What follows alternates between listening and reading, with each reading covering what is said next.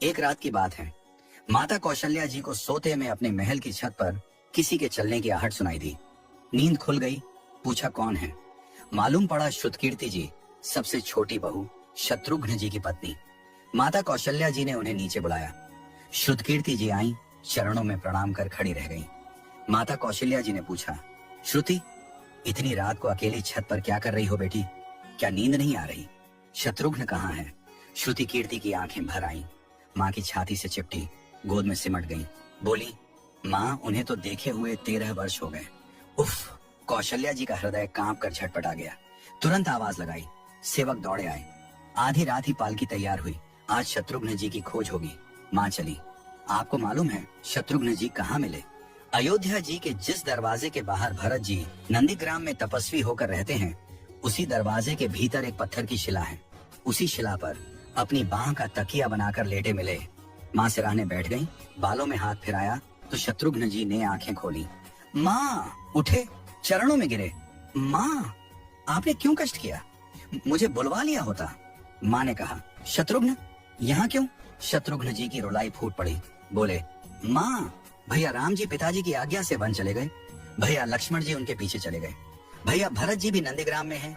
क्या ये महल, ये रथ, ये राजसी वस्त्र विधाता ने मेरे ही लिए बनाए हैं? माता कौशल्या जी निरुत्तर रह गईं। देखो क्या है ये राम कथा। ये भोग की नहीं, त्याग की कथा है। यहाँ त्याग की ही प्रतियोगिता चल रही है और सभी प्रथम हैं। कोई पीछे नहीं रहा। चारों भाइयों का प्रेम और त्याग एक दूसरे के प्रति अद्भुत, अभिनव और अलौकिक है। रामायण जीवन जीने की सबसे उत्तम शिक्षा देती है। भगवान राम को 14 वर्ष का वनवास हुआ तो उनकी पत्नी सीता मैया ने भी सहर्ष वनवास स्वीकार कर लिया। परंतु बचपन से ही बड़े भाई की सेवा में रहने वाले लक्ष्मण जी कैसे राम जी से दूर हो जाते?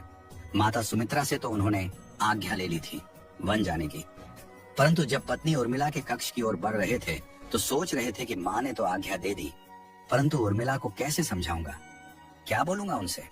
यही सोच विचार करके लक्ष्मण जी जैसे ही अपने कक्ष में पहुंचे तो देखा कि उर्मिला जी आरती का थाल लेके खड़ी थी और बोली, आप मेरी चिंता छोड़ दो प्रभु, श्री राम की सेवा में वन को जाओ। मैं आपको नहीं रोकूंगी।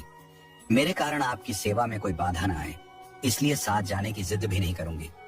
लक्ष्मण जी को कहने में संकोच हो रहा था, परंतु उनके कुछ कहने से पहले ही उर्मिला जी ने उन्हें संकोच से बाहर निकाल दिया। वास्तव में यही पत्नी का धर्म है। पति संकोच में पड़े उससे पहले ही पत्नी उसके मन की बात जानकर उसे संकोच से बाहर कर दे। लक्ष्मण जी चले गए, परंतु 14 वर्ष तक उर्मिला ने एक तपस्विनी की भांति कठोर तप किया। वन में प्रभु श्री राम माता सीता की सेवा में लक्ष्मण जी